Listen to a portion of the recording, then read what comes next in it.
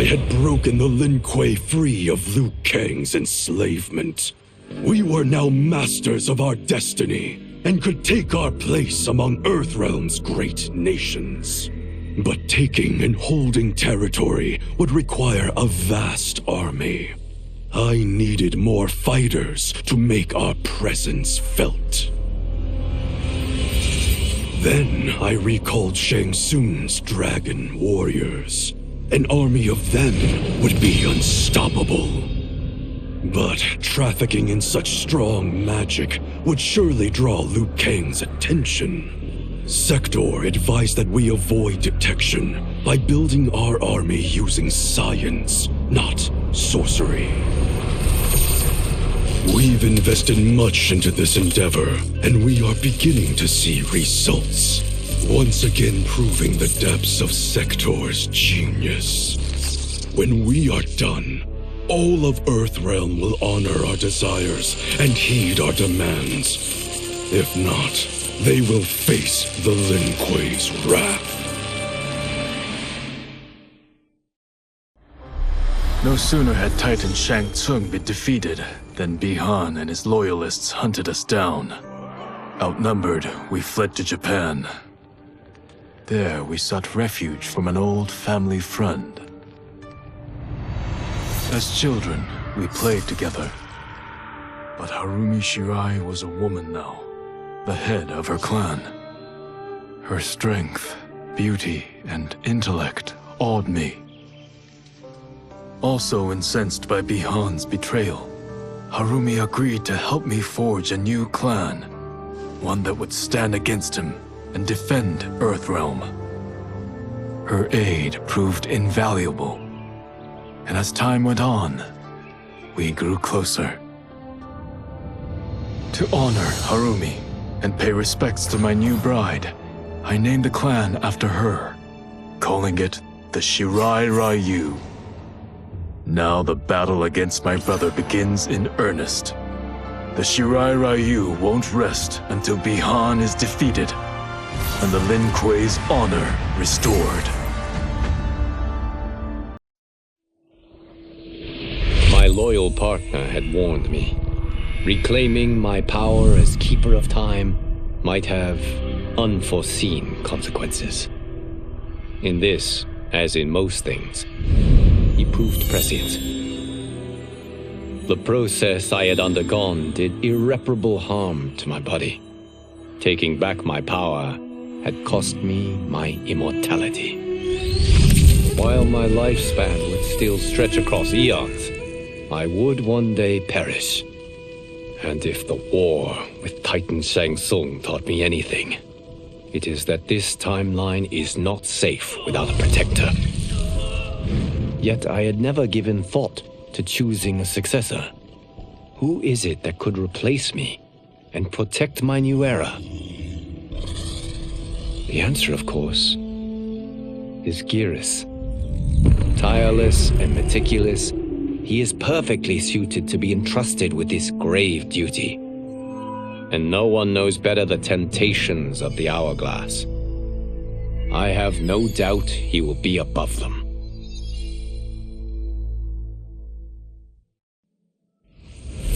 Were it not for my godly counterpart, I would not have survived the battle against Titan Shang Tsung. Meeting him, though, raised questions. Why did I replace him in this new era? Why was I made mortal? Lord Liu Kang told me of his Raiden's nobility and righteousness, about his steadfast leadership in the defense of Earthrealm. He also told me about Raiden's dark side, how he could be consumed by rage and cast aside the rules he otherwise lived by. Making me mortal and incapable of such anger was to keep me from following in his footsteps. Though I understood the reasons why, I felt I had been done a disservice. To survive the coming battles, I may need the edge that only great rage can bring. As the Shaolin couldn't aid me, I sought out someone who could. Someone to stoke the fire within me and teach me to master it. For this, I could have no better teacher than the Shirai Ryu's Grand Master. Though worried about how the public might react, I met with Baraka to discuss his Tarkatans. Speaking from his heart, he moved me. I agreed to visit his colony and see how his people lived. The conditions were atrocious. This was one of my mother's few mistakes. Like all Outworlders, she treated Tarkatans with scorn. What they deserved from us was compassion. And the only way to get it for them was to reveal my affliction. To show all my subjects that even an empress could get Tarkat. The scandal my revelation caused was intense. But with the help of Kitana and Tanya, I emerged from it a stronger empress than ever. My honesty, empathy, and resolve won over my remaining doubters. There is no longer any question that I am fit to lead the Empire.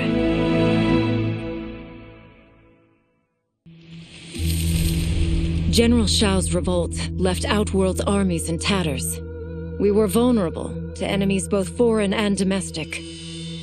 That's why my sister asked me to take command, to stitch her military back together and purge Shao's loyalists within it. She trusted only me with the task. The soldiers, however, had little faith. They thought me a spoiled dilettante, unprepared and unfit to serve. That I could fight mattered little. All that mattered was that I wasn't one of them. I finally earned their loyalty by orchestrating an epic victory over Shao and his rebels. Though the general himself escaped, his forces were smashed. For as long as I am able, I will lead the Empress's armies in defense of Outworld. Through strength, we will achieve peace.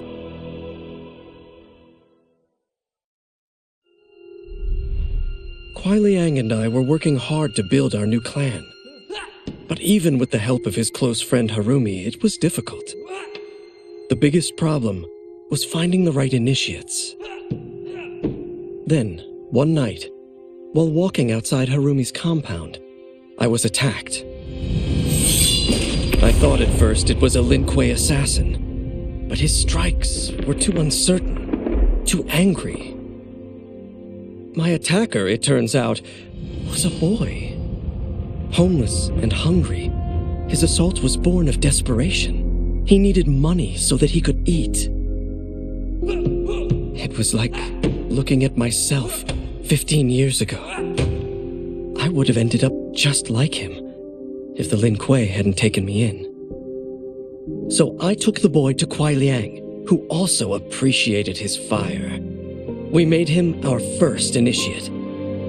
The boy's name? Hanzo Hasashi. Until recently, I hadn't met Li Mei, but I had heard the stories.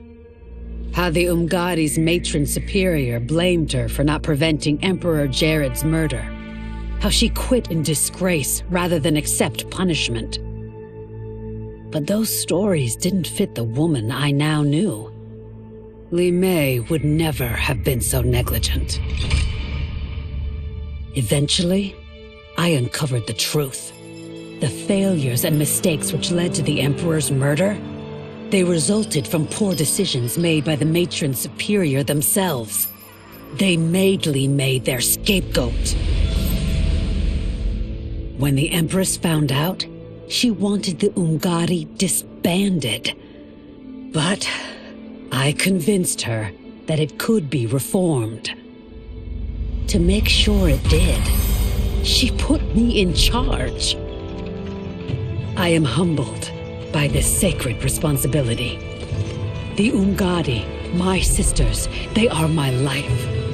I will not let them be brought down by the acts of a selfish few.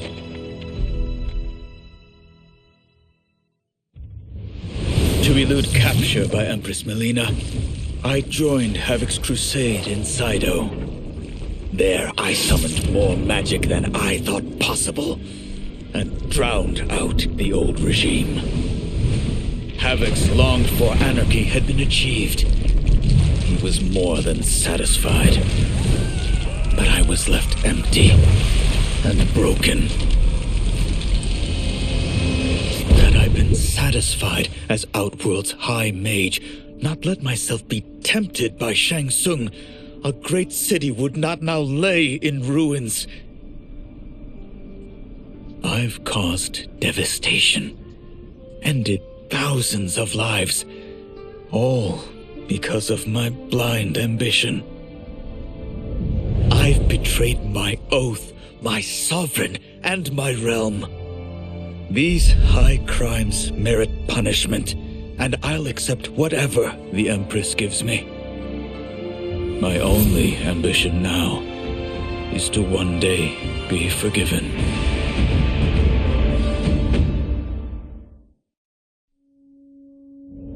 After fleeing Outworld, I hadn't expected to return.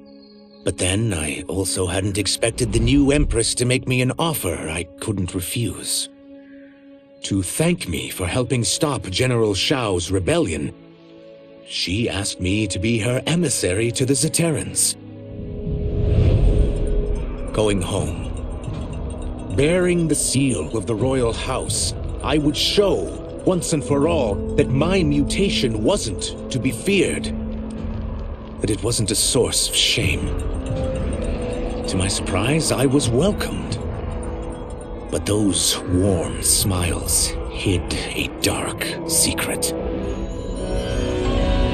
I stumbled upon a trove of official records, which showed that my shape-shifting ability isn't unique. Many Zaterrans are born with it, but are killed by their government to keep it from spreading. Who started this barbaric policy? Who is now enforcing it is unknown. But I will find out, and I will put an end to this madness.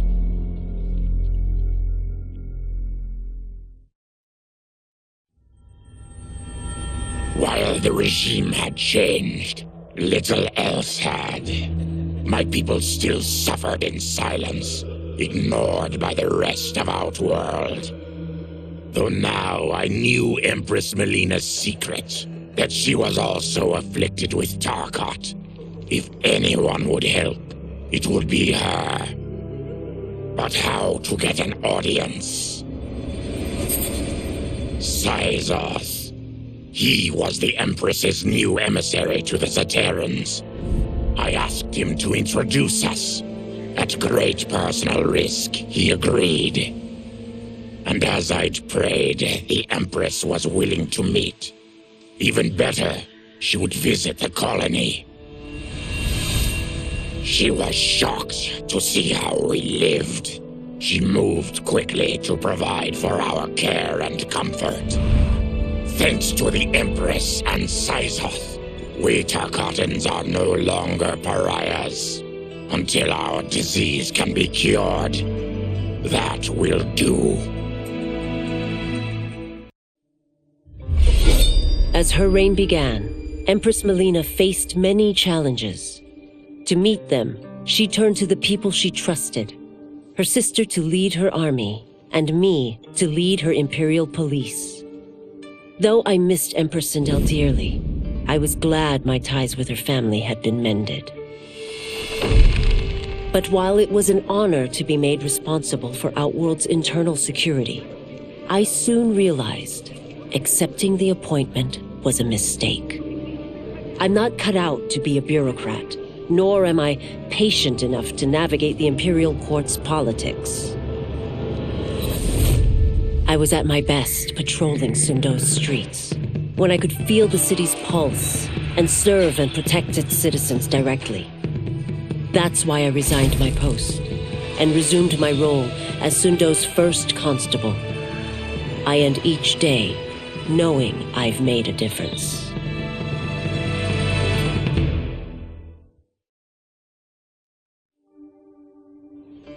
It was inevitable that the Shaolin Masters had me join them. They knew just how much future initiates could learn from me. Shujinko was one of my earliest. His ability to absorb anyone's powers and skills was amazing. With the right training, he could become our greatest champion. I knew that I alone could give it to him. But as his proficiency grew, so did his ego. In love with himself and his power, Shujinko became a threat to the realms. He hadn't learned humility, because I wasn't the one who could teach it. I should have listened to Raiden's warning and not tried to train Shujinko alone. After he was subdued, Shujinko's accumulated abilities and memories were taken from him. He is once again a new initiate, ready to begin his training. This time, Raiden and I train Shujinko together. He will become the champion he is destined to be. And I will fulfill my duties, humbly and cooperatively.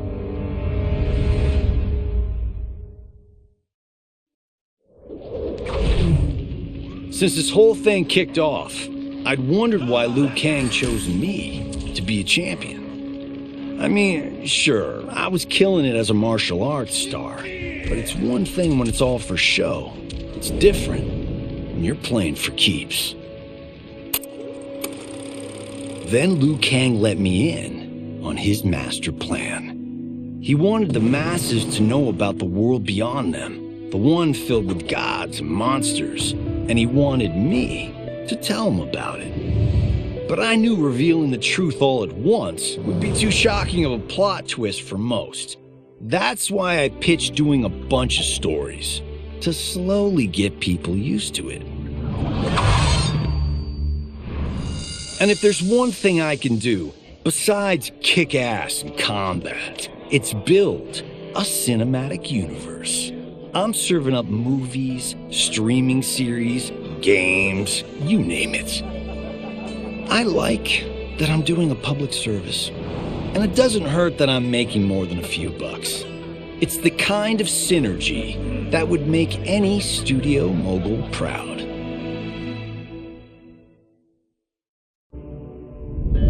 Quan Chi's plot collapsed. Along with it, my plan to secure new beings to feed my starving people. Because I'd advocated for partnering with him, I was held responsible. If I didn't seize for Viternus' new feeding grounds, the Coven would banish me. But then, I had a revelation. I didn't need to conquer realms to feed my people. I simply needed to capture enough beings to breed them. Once they multiply, Viternus will have a limitless, renewable source of food. And I only need a few thousand to start. A number so small compared to the billions in the realms that no one will notice as people go missing. But it will be more than enough to establish our breeding stock and feed a ravenous Viternus.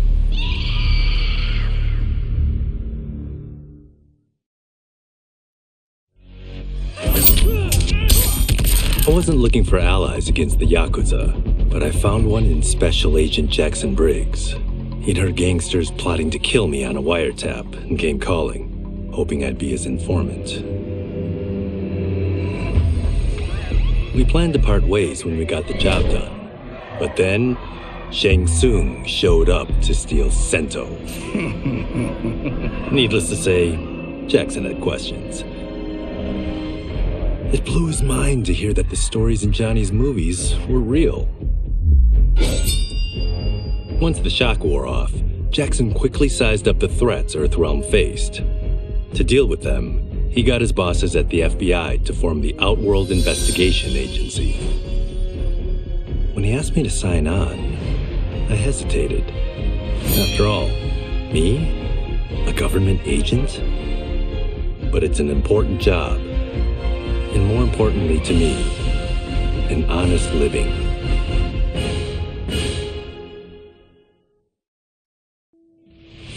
I couldn't believe that Liu Kang welcomed me in Earthrealm, or that he thought me worthy to study with his Shaolin masters. After a lifetime of wishing for one, I finally had a home. But my joy was tempered as I thought about Serena. My shadow sister was still under Quan Chi's yoke, and she deserved a life free of him as much, if not more, than I. Quan Chi and my other sisters proved tenacious, but they were no match for my blade. I snatched Serena from them. Then Liu Kang helped me break Quan Chi's spell. Her mind free of his influence for the first time in years, Serena chose to join me in Earthrealm. My sister and I once again fight side by side, only now we do so for Earthrealm. Together, we have formed the Order of Light. Quan Chi's defeat had cost me everything. For months I had furthered his plot, and now I had to start over. Saido's people were still in chains. That's when Rain approached me. On the run from Empress Mileena, he was desperate for help. And though I'd had my fill of sorcerers, this one was different. I agreed to provide him safe haven. He agreed to help topple Saido's government. And topple it we did. Rain summoned a wave so fast, so powerful, that it crushed the capital. Saido's fascist rulers were swept away. My people are finally free. They can chart their own course, needing only to follow their own desires. Their lives are now blessed by anarchy.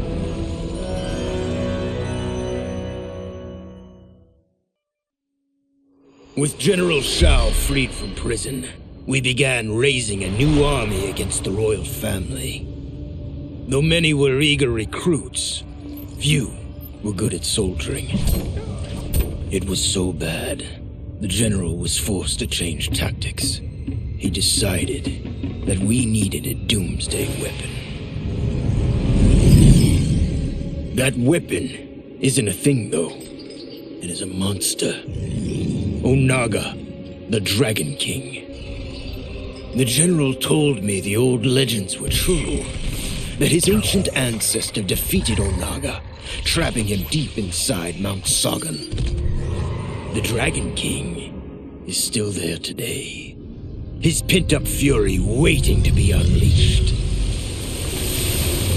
Because Onaga is so dangerous, the general wouldn't risk trying to tame him before.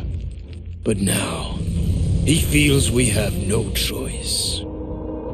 Though I likely won't survive, I accept this mission gladly.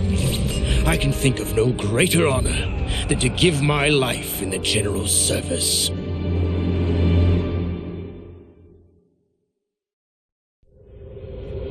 As the darkness enveloped me, I took a long last look at my family.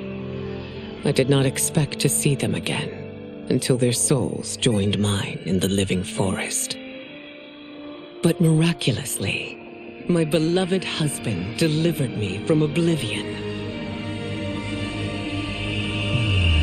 Though he couldn't save my body, Jared had preserved my soul. Like him and countless others, I am now a part of Ermac. Yet ours is not a peaceful repose. The collected souls within Ermac have their own needs and agendas. Before we can speak as one, we must first reach consensus. I had thought, as the former rulers of Outworld, I and Jared would hold sway. But here we are, two souls among many thousands, fighting for the right to be heard. And if there is one thing we do well together, it is fight. We will win the right to govern Ermac as we once had governed Outworld. And we will rule for the benefit of all.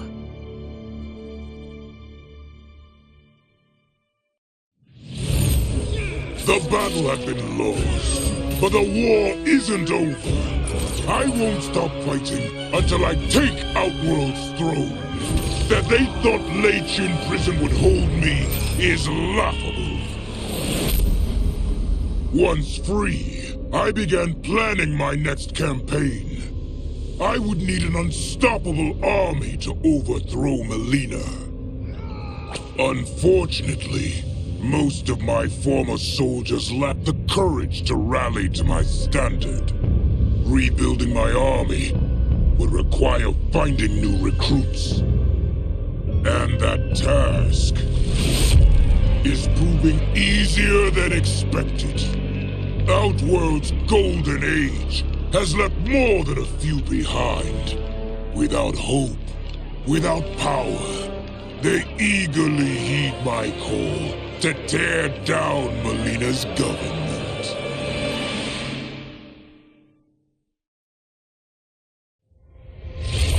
Though the barriers between timelines had been rebuilt, there was no question that they could again be broken.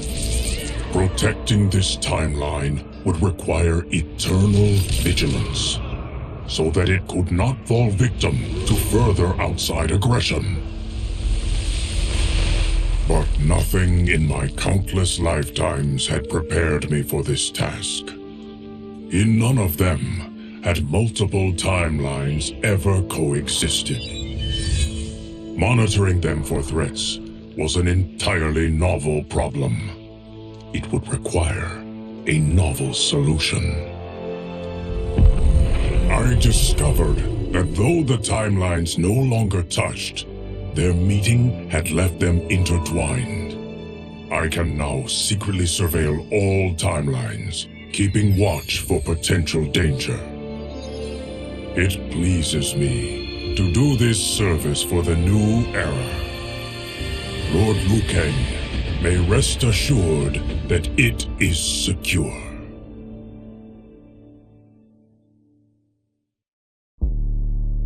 After escaping Lei Chin Prison, I was hounded by the Imperial Police.